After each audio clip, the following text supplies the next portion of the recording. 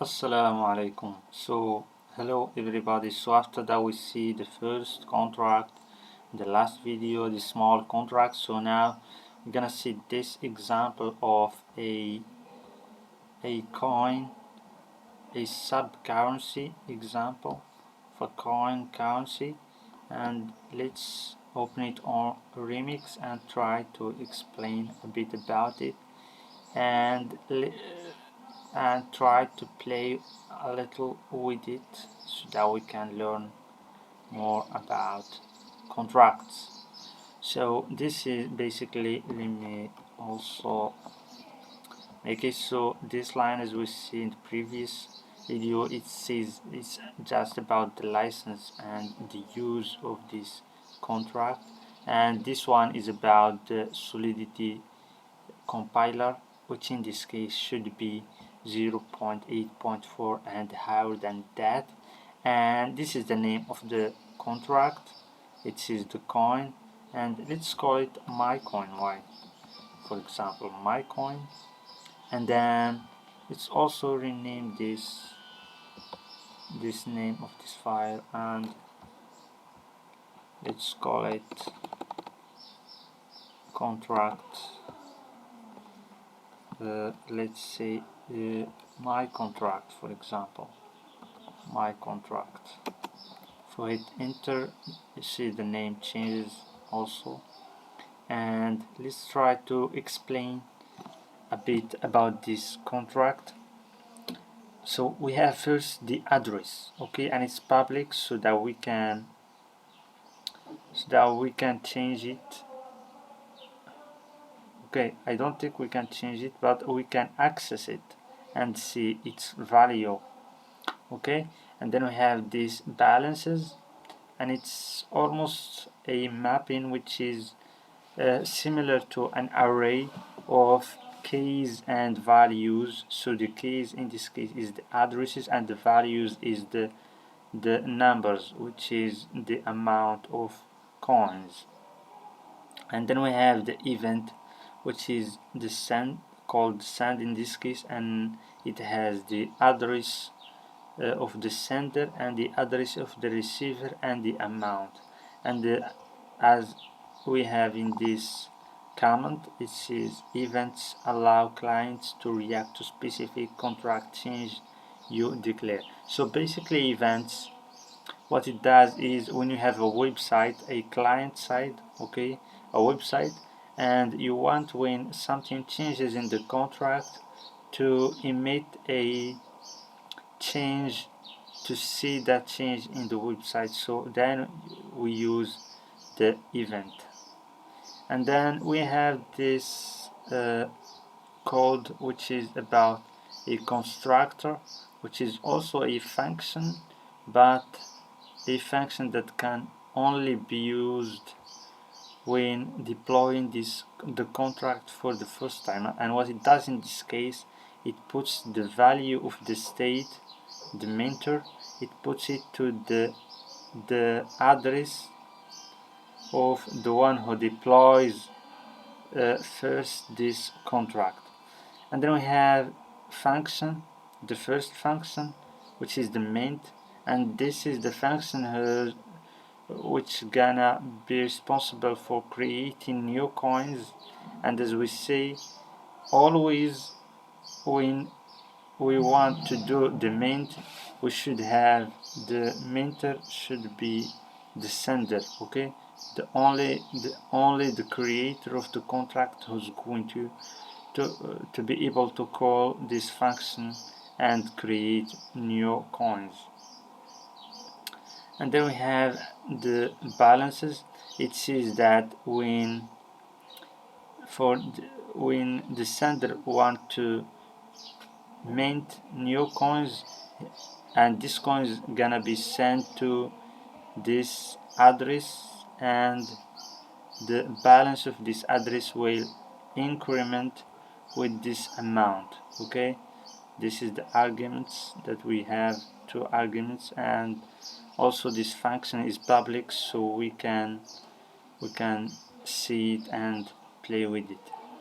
And then we have this error and what it does is it emits an error, and it's also used in this function as we're gonna explain. So this function, what it does is this function can be used by other people who already has some balances, okay, and they can send some coins to someone, the receiver, and here is where the amount that they can send.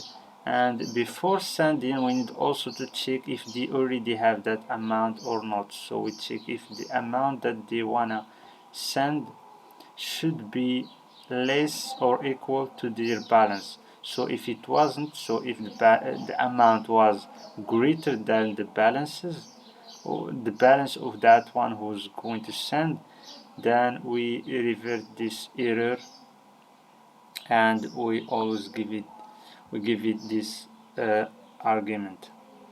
And then we have, after that, if this condition passes and the balance was good, then we need to sub the amount from the balance of the sender and add it to the receiver, and then of course emit this event so that the client side can have some changes and react to these changes in the blockchain. So let's now, after that we see this example, let's play a little with it. So after that, as you see, this is the name, my contract, and everything is cool because we didn't actually change anything, we just explained, and it's deployed. So the deploy was good, and let's open it. So this is actually, this address here is the address that we deploy. We use it to deploy this contract, and as you see, the amount is already subtracted, because when you have when you deploy the contract, you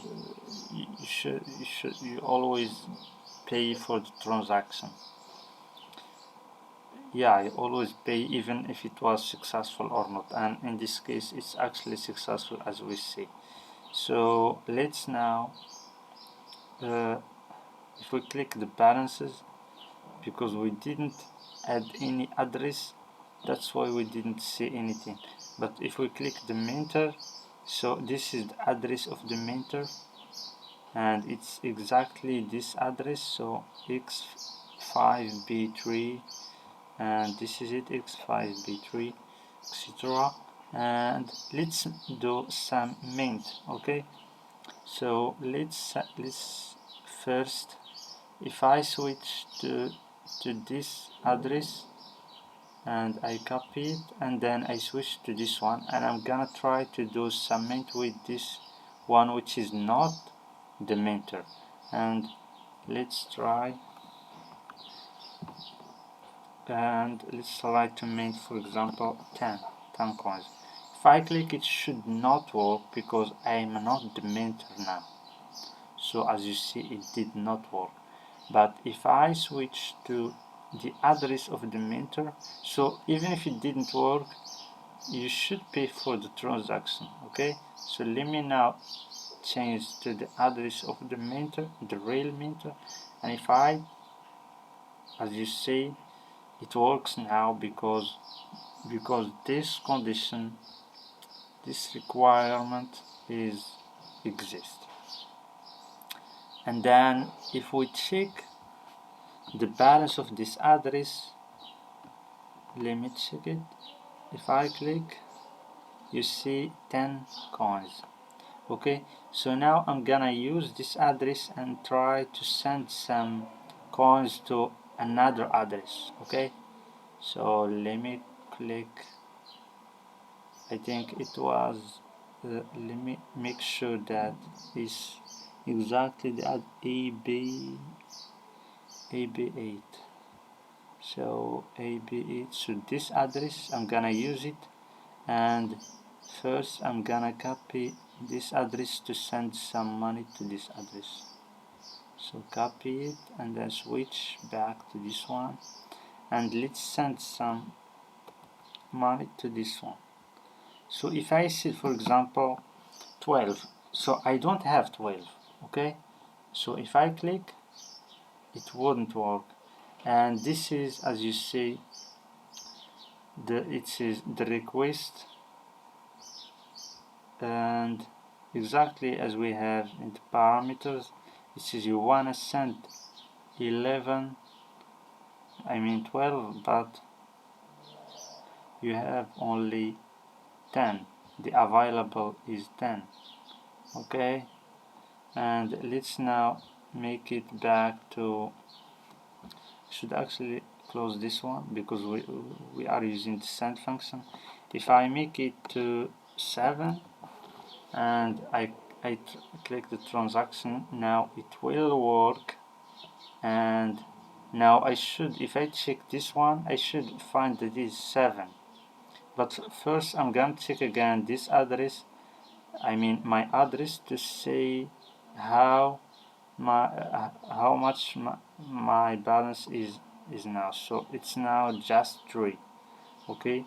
And because I subtract 7, they subtract 7. And then if I click the address of the receiver to see his balances, it should be 7. And yeah, that's it. I think we already see we already play with all these two functions and 2 states, and everything was good. So thank you for watching and have a good day.